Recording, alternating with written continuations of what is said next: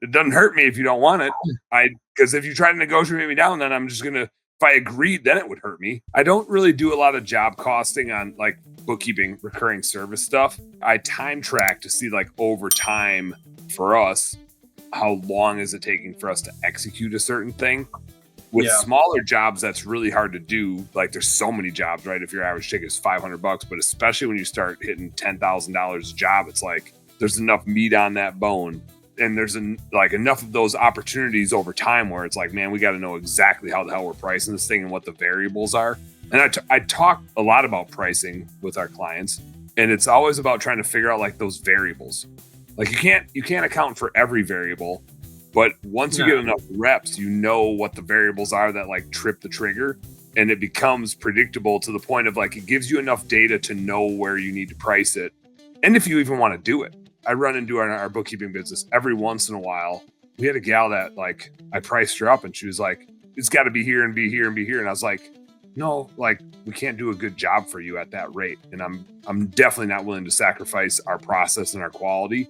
This is what I believe in this, folks. And if you want what we have, which I know works, and I'm not going to try to tell you need it, right? You can go get shittier bookkeeping, and you can go get more expensive bookkeeping that I think is still shittier. Like you can go try other people. But if you want what we do, I know what it costs for us to deliver that. Like, and I'm actually probably underpricing it, but I'd rather be a little bit lower than a little bit higher and grow more and get more clients, and that'll create some efficiencies for us on it because we're recurring. But it creates a different angle when you understand all your numbers so much, because I'm not going to say you don't negotiate, but you know exactly where you need to be. There's not really a guess anymore. It's not like, man, I don't know, I just got to sell this client. It's so powerful. You can be like, no, I don't really need your business. If I'm going to do it, I know exactly what we need to charge. And I'm giving you the best price. I'm not going to like sit here and dick around with it. This is the price that we need to charge to do a good job. And if you want it, cool. If you don't, cool. It doesn't hurt me if you don't want it. Because if you try to negotiate me down, then I'm just going to, if I agreed, then it would hurt me.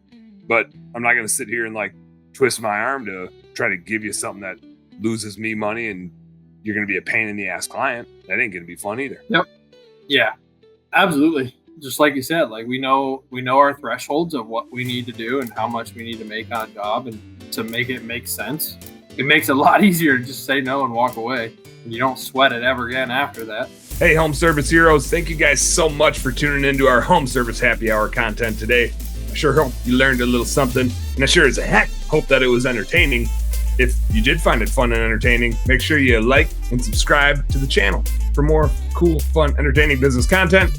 And speaking of which, stay tuned. There's a little more here and a little more right here. Check it out.